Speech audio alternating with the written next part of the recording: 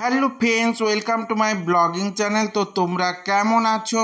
তোমরা আমার সঙ্গে এইভাবে জুড়ে থাকার জন্য তোমাদেরকে অনেক অনেক স্বাগত। আর আমার একটা নতুন ব্লগে নতুন সকালের সঙ্গে তোমাদেরকে অনেক অনেক স্বাগত। তো দেখতে থাকো আগমনী শ্যুটের জন্য মৌলিকে কিভাবে রেডি করলাম।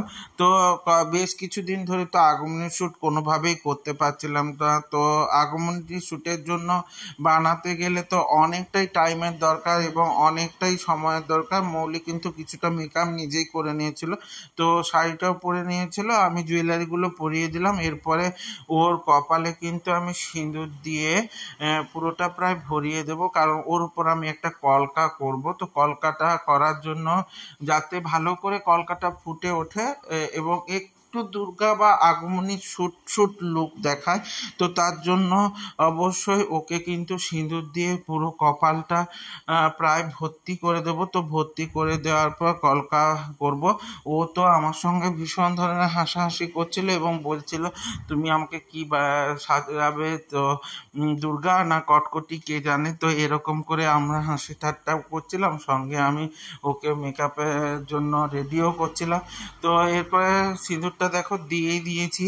তো আমার কাছে তো আমি তো মেকআপ আর্টিস্ট না, আমার কাছে সেভাবে কোনো জিনিসই নেই। তো যেটুকু মৌলিও মেকআপ খুব একটা করে না, যদিও আমরা মডেলিং যখন করতাম ওটা তো যারা মোয়া থাকতো মানে মেকআপ আর্টিস্ট থাকতো ওদেরই যা কিছু জিনিসপত্র থাকতো, আমাদের তো কোনো কিছুই লাগতো না।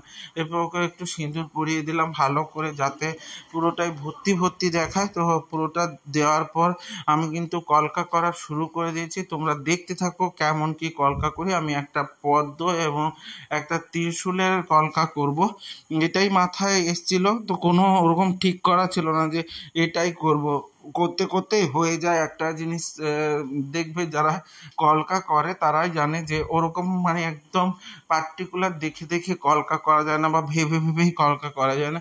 যতটা মাথায় আসে সেরকমই করতে করতে হয়ে যায়, কারণ প্রত্যেকটা মুখে বা প্রত্যেকবারেই কিন্তু আলাদা আলাদা কলকা একটু হলেও হয়ে যায়। তো পাপাইকে ভিডিও করতে বলছিলাম, ও তো বাচ্চা, ও ঠিকঠাক কি আর ভিডিও করতে পারে, তার মধ্যে ও যতটা আমাদেরকে সাহায্য করে সেটা তো দারুণই আমি বলবো। অনেক অনেক অনেক ওর কাছে পাওয়া, কারণ ওর থেকে বেশি একটা ছেলে করতে পারে না, মানে একটা বাচ্চা করা সম্ভব নয়। তো আমাদের তিনজনের প্রচেষ্টা এবং তিনজনের অক্লান্ত পরিশ্রমে এই ভিডিও শ্যুটগুলো হয়, কারণ আমাদের পক্ষে ওইভাবে হায়ার করা কোনোভাবেই সম্ভব নয়। এইসব শ্যুটের ক্ষেত্রে আমি জানি, যারা মডেলিং করেছে তারা সবাই জানে কতজন মেম্বার লাগে এবং কতজন মেম্বার হয়ে এই শ্যুটগুলো হয়ে থাকে। তো প্রত্যেকটা জিনিস ব্যাকগ্রাউন্ড থেকে প্রত্যেকটার জন্য আলাদা আলাদা লোক থাকে এবং তারা এক একজন স্পেশালিস্ট পারসন। তো সেই জায়গায় আমরা সবাই করা যতটা যেরকম পারি সেইভাবেই করার চেষ্টা করি। মৌলিকে রেডি করে দিতে, আর অসম্ভব গরম ছিল, এসিও ঠিক মতো চালানো যাচ্ছিল না, তো খুবই পরিমাণে প্রবলেম হচ্ছিল। তো মৌলির এমনিতেই শরীর খারাপ, ওর ক্ষেত্রে প্রচুর চাপের হয়ে যাচ্ছিলো, ও বলছিল তাড়াতাড়ি করো, তারপরে ওর লাইভও ছিল। তো সব নিয়ে তাড়াহুড়োর মধ্যে মোটামুটি করে দিয়েছি। ও তারপর বলছিল একটা ছোট্ট টিপ পরবে, আমি বললাম না ছোট টিপটা পরো না, আমি মাঝে একটা বড় টিপের মতো এঁকে দেবো, তাতে একটু হলুদের সেট দেবো। তো তোমরা দেখতে থাকো কেমন হচ্ছে ব্যাপারটা। আর তোমরা কিন্তু আমাকে একটু কমেন্টের মধ্যে জানিও তো কেমন হচ্ছে এবং আরও কীরকমভাবে করলে আরও ভালো হতে পারে অবশ্যই জানিও। ভালো মন্দ যে কোনো কমেন্টই করতে পারো, অবশ্যই সেটা শিরোধার্য হিসাবে ঠিক করার চেষ্টা করব। প্রতিদিন প্রতিক্ষণে উন্নত করার চেষ্টা করব, যাতে তোমাদের মনোগ্রাহী বা তোমাদের পছন্দের মতো করে তুলতে পারি।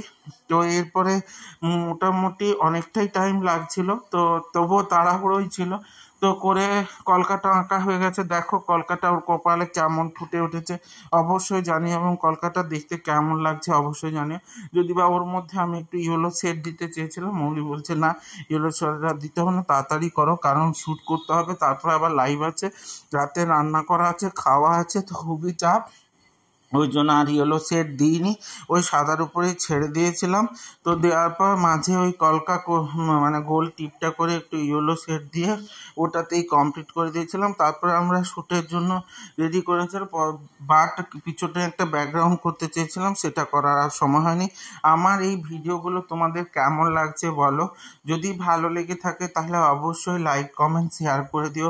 আর ইউটিউব থেকে যারা দেখবে তারা অবশ্যই সাবস্ক্রাইব করে দিও এবং সাথে বেল বেল আইকনটা ক্লিক করে দিও, যাতে আমার ভিডিওগুলো তোমার সামনে সবার প্রথমে চলে আসে। তো অবশ্যই কমেন্টের মাধ্যমে পুরোটাই শেয়ার করো। আমি এইভাবে আরও উন্নত করে নতুনভাবে প্রেজেন্ট করার চেষ্টা করব। এইভাবে আমার সাথে থেকো, সঙ্গে থেকো, জুড়ে থেকো, এবং দেখা হবে তোমাদের সাথে পরবর্তী একটা নতুন ব্লগ, নতুন সকাল এবং নতুন নতুন কাজ নিয়ে।